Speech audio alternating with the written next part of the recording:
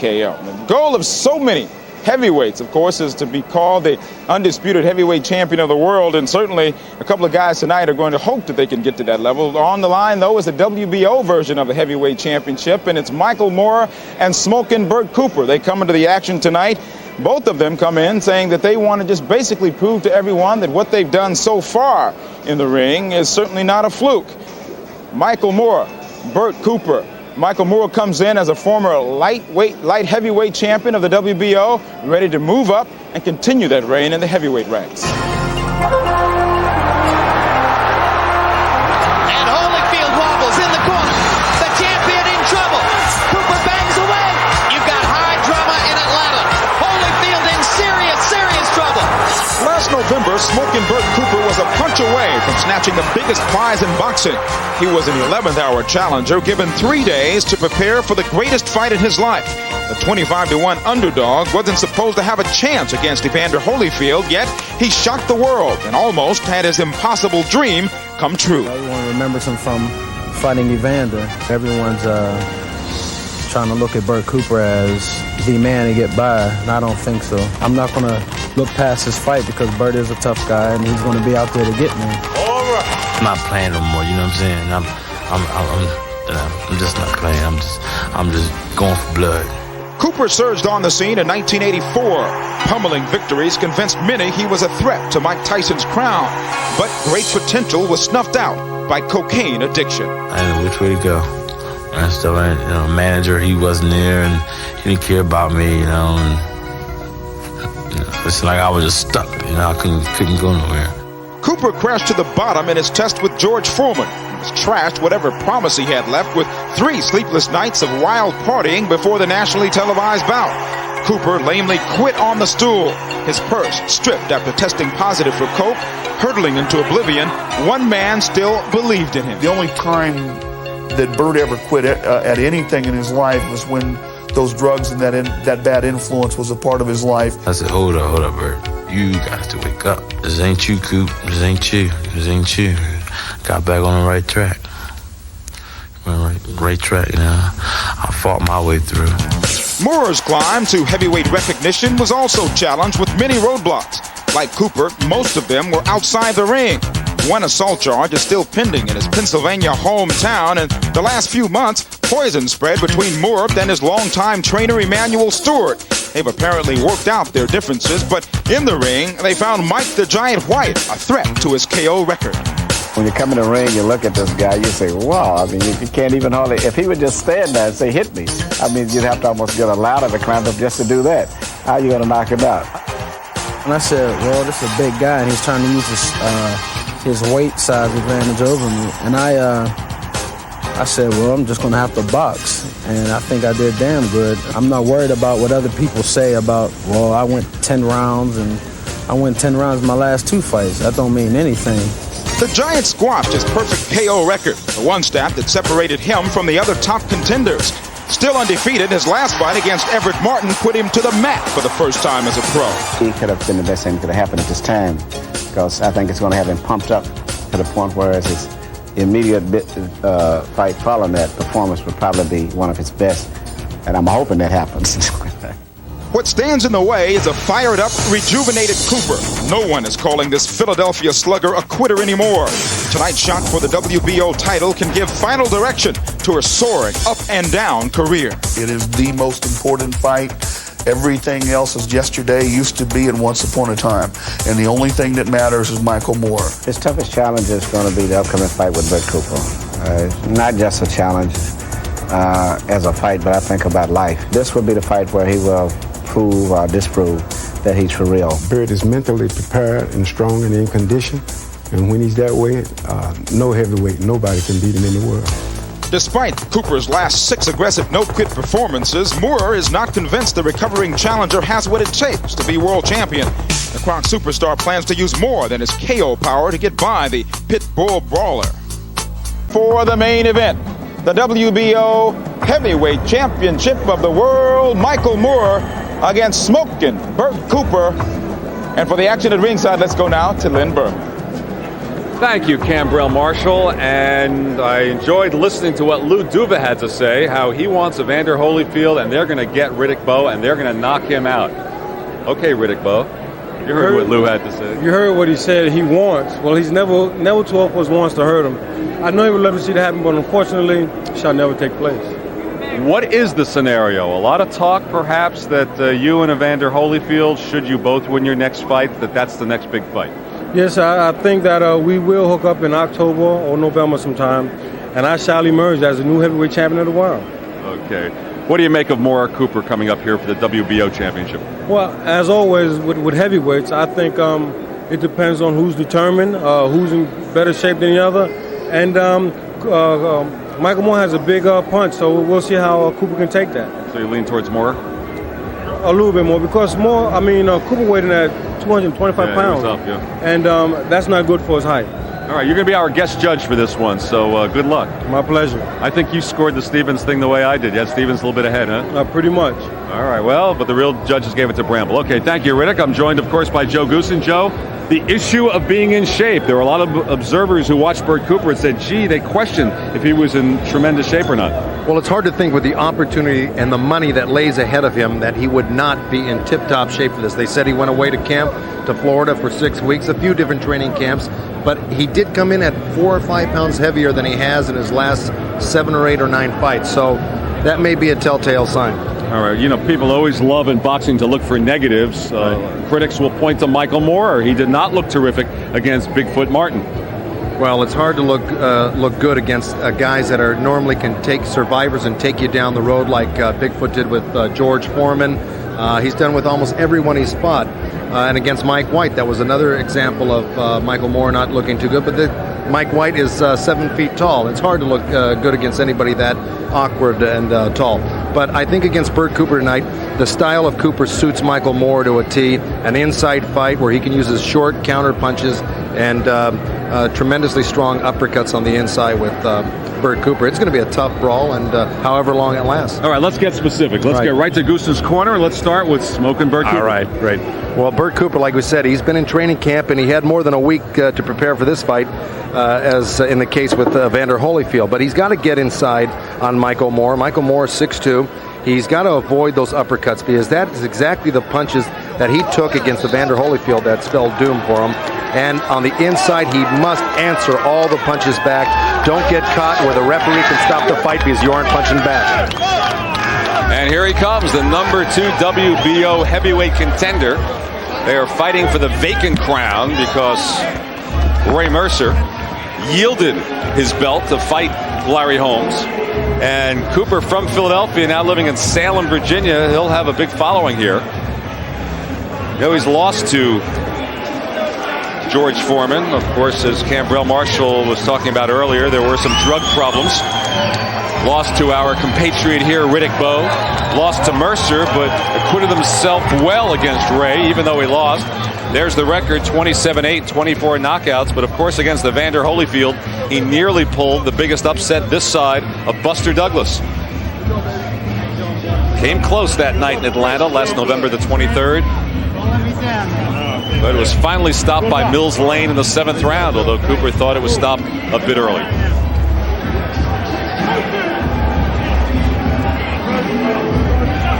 Cooper confident and talkative and getting the second chance of his career. And now let's check out Goosen's corner for the number 1 contender, Michael Moore.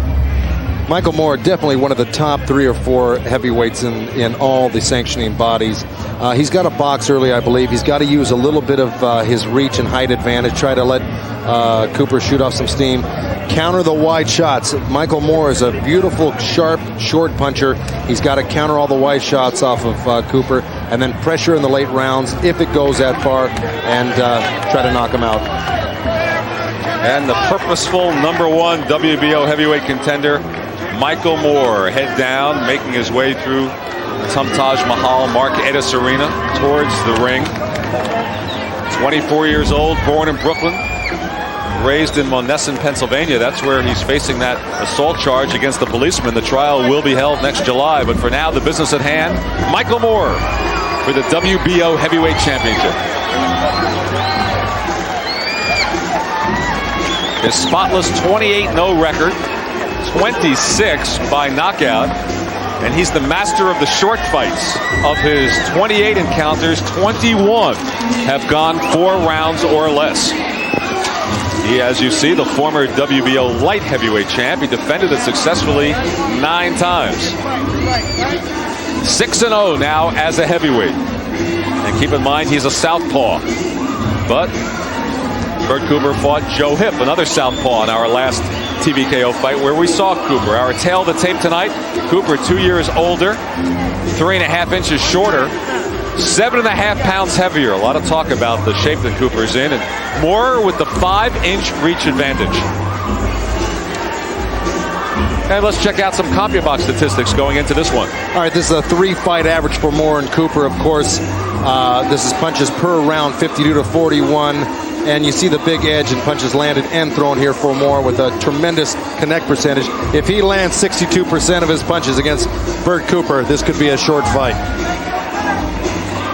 And the jabs per round. This is a 3-fight average. All right, with again. Moore throwing and landing. Look at Cooper, just 2. That's right. Per round. He's the type of guy who bobs and weaves his way into a man. He's not a guy that uses a big jab, but looping hard punches.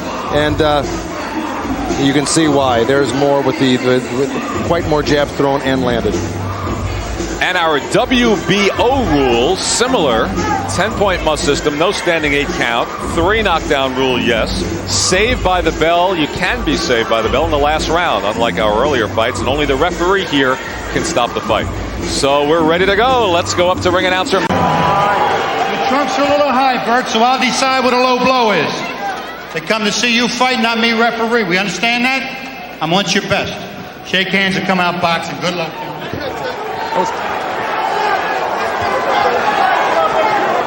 So Cooper, the only man to knock down Evander Holyfield.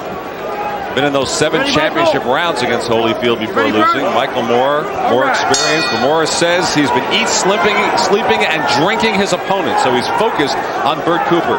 So here we go. Scheduled for 12. Do you think we'll go anywhere near that? Cooper hoping to prove that it was not a fluke against Evander Holyfield.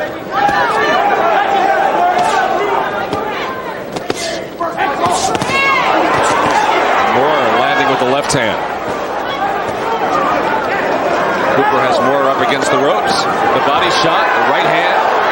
Moore blocking one right, then he takes it. And he's hurt. And Michael Moore is out on his face. Michael Moore. That fight is over if Joe O'Neill doesn't give him a count right here. But Michael Moore looks like he's out cold on his feet. Now Joe O'Neill sends Cooper over to continue the count. That's right. By virtue of Cooper not going to the neutral corner, the count was stopped and gave Moore a few extra seconds. A long Straight count right hand. Michael Moore. Bert Cooper goes after him. Moore went down at the hands of Bigfoot Martin before he got up to win that fight. But in the surprise here, Cooper got him down in the first round. But he just hurt Cooper with a short little left hand himself. Crowd on its feet. What a first round. Now they're standing head to head. Moore digging in a body shot. Cooper responds with a couple of his own.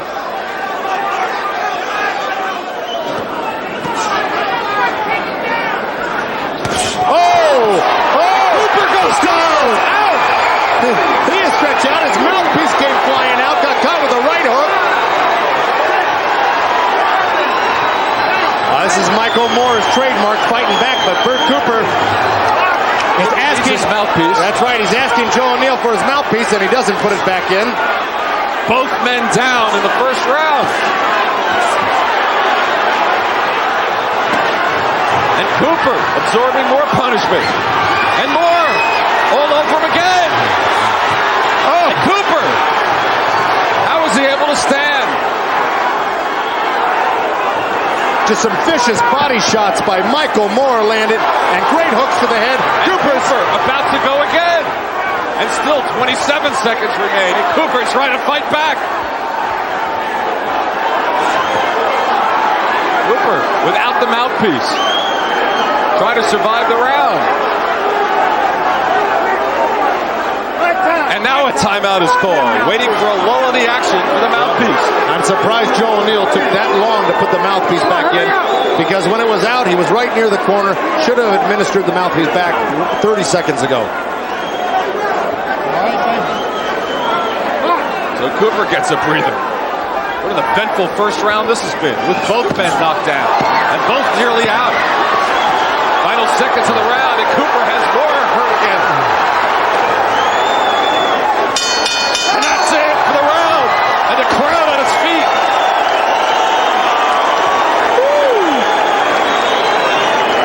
Going down first, Joe. Even though the count was stopped for a neutral corner, That's right. I don't believe he would have been counted out, Joe. It started out with a couple of body shots. You're right about that, because he did get up in time, but it looked like he wasn't. Right hand off the temple, two right hands. rights. That's the one that really stunned him. His legs are coming off the ground. His hands are dropped. His back is turned.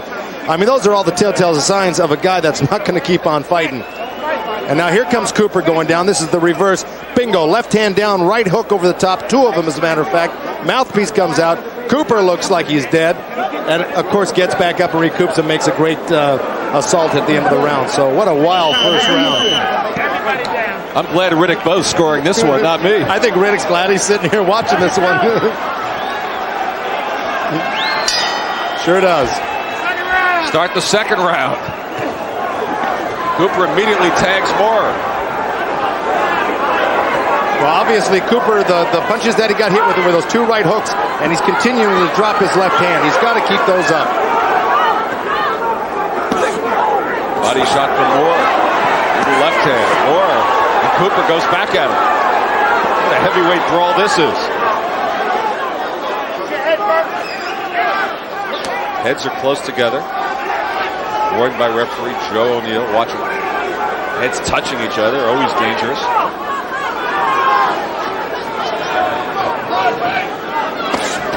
Oh.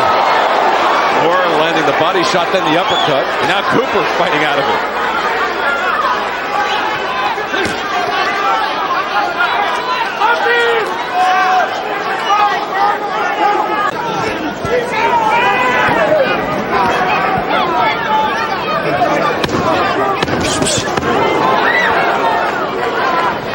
You see what I mean about those little shots Moore will throw to set up those big shots. And then Cooper back to the body of Moore. And Cooper talking at Moore as the round ends. Get in the water. You got it right here. Michael Moore in the gold Kronk trunks. Bert Cooper in the black. Fighting for the vacant WBO heavyweight championship belt. Oh, Cooper with the combination.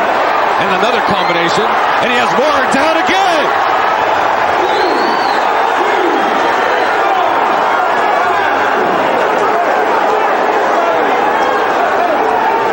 This time Cooper went to the neutral corner. Here we go. 2 knockdowns to 1 in favor of Bert Cooper.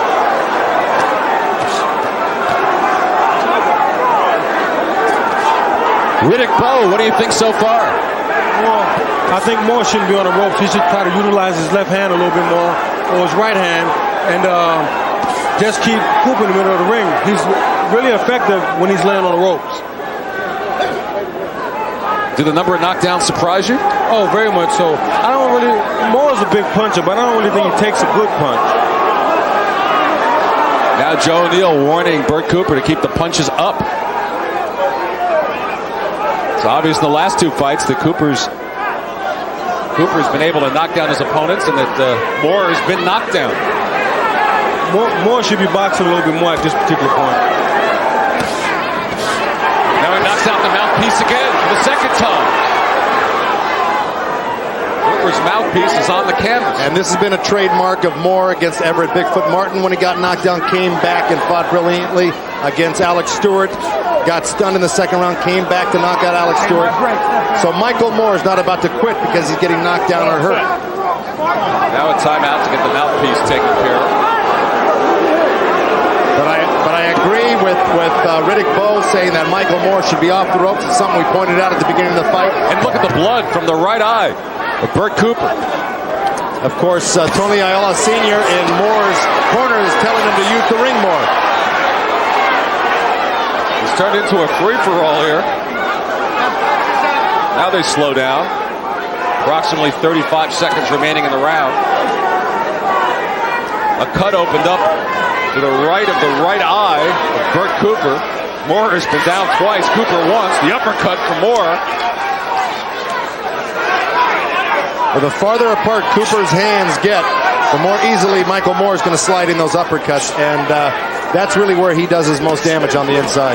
Michael Moore needs to start putting combinations together. He's throwing one shot at a time. Cooper can see him coming, so therefore he's able to cover up.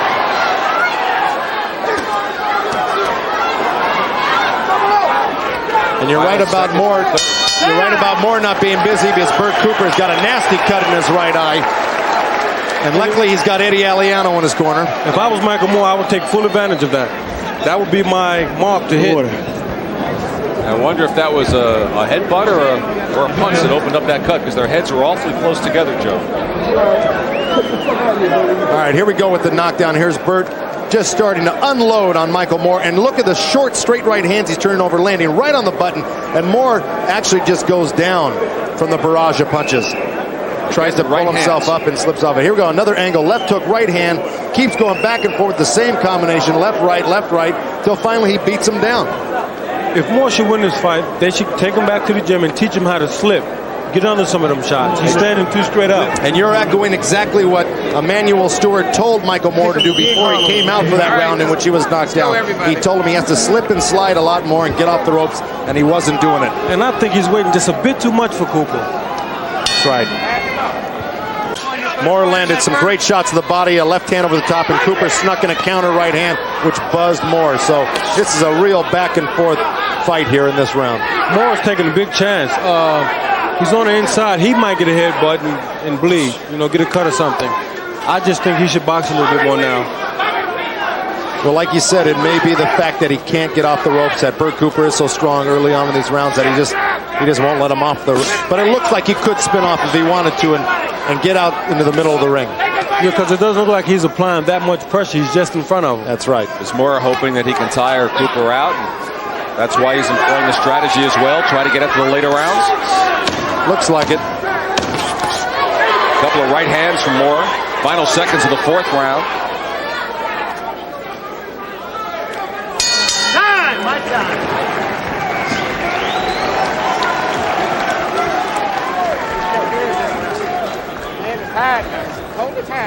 Okay. Give me the water. Let me see what you got. Give me the water.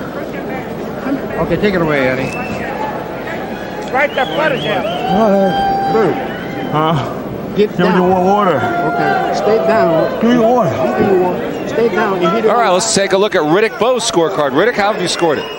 I have Cooper ahead by 2 points, 38-40. Like a couple of 10-10 rounds in there. Yeah, I have the last round even. Push him. When you push him off, lead this round. Push him around this round. Here we go for the fifth round. Most of Moore's fights have ended in 4 or less. If this one had done so, he would have been the loser. Here we go. He's been down twice, and we're into the fifth round. And here goes Moore getting backed up automatically when his corner told him to use that right jab and stay on the outside a little bit more.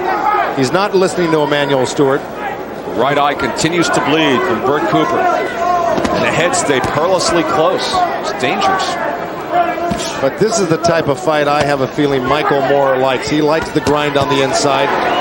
He doesn't like that, but he's taking the price. I have a feeling that he feels that eventually Cooper's going to wear down a little bit and he's going to really be able to open up. But at this point, it's really not working for him. He continues to use the strategy. Backed up against the ropes, fighting from there, landing. Lands with the left hook. Cooper was the one asking for the water between rounds. I wonder if that's what Moore is trying to do, wear him down.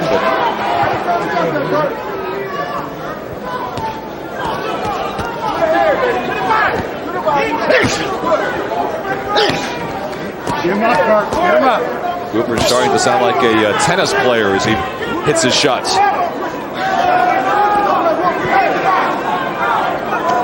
That eye is looking real nasty on. Oh, great hand by Cooper. Midway through the fifth round. And the body shots a little bit low from Cooper, wanting to keep him up. The eye looking ugly, as you said. Bloody. Heads stay together. A real Donnybrook here tonight.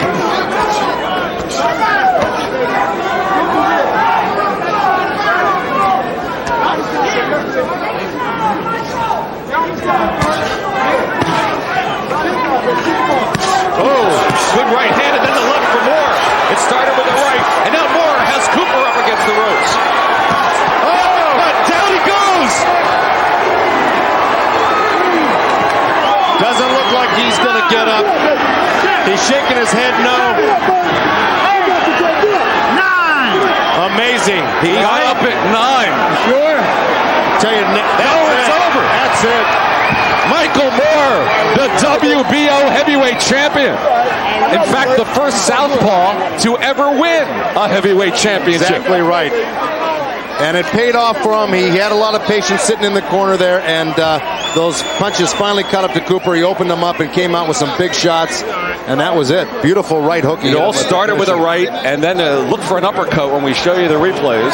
And Holyfield proved that Cooper was vulnerable to an uppercut, and Moore showed it again here tonight. Both men down twice in the fight into the 5th round, but Cooper finally going down for the count. Here we go back to that corner where this knockout happened. Michael Moore started off with that right hook, lit him up with that left hand, 2 or 3 more behind it, puts him up against the ropes, and there he goes. He's starting to let it all cut loose.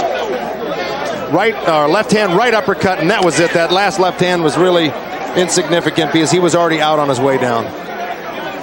Here we go. We got another overhead look at this. Moore starts off with a chopping left hand, or right hand, left uppercut, whips one over to the air.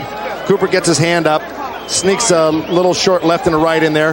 Doesn't land solidly with that, but here comes this right uppercut. This is bingo. That's the one that picks his head off, and boom. Chops it right down with that left hand. That was picture perfect. Bring the head up with the uppercut, slice it off with the left hand. That was a beautiful shot by Michael Moore. Riddick Bowe, your thoughts on what just transpired here? I think Michael Moore showed a lot of patience. He was taking a pounding there for a second, but he was able to withstand the storm and come back. I'm surprised. I know you are, and it's interesting because you were saying that as he holds his WBO championship belt and stands up on the ropes to brandish it for the crowd, you were saying you didn't like his strategy. Apparently, he must have felt or known that eventually it pay off for him. Well, as he hit Cooper with the last combination, I started to say that he should jump on him right now, and as I was getting ready to say it, he did it. Yeah. How does it feel to be world champ, Michael? Feels good. It's going to sink in later. First of all, I want to thank God, my Lord, my Savior. Chief Knox, I did it, man. All the Detroit. Fucking right, man. It's over with. All right, now let me ask you something, Michael. You had a strategy of sitting on the ropes. I can't believe that was Emmanuel Stewart's strategy for you to sit on the ropes. Well, I know, and I was commenting on that during the broadcast. Why were you doing it? I have some feelings why you were, but I want to hear it from you. Because I can see shots better, and I see him on the outside picking my shots, and I came through. Bert's a tough guy. Take your hat off to Mr. Cooper.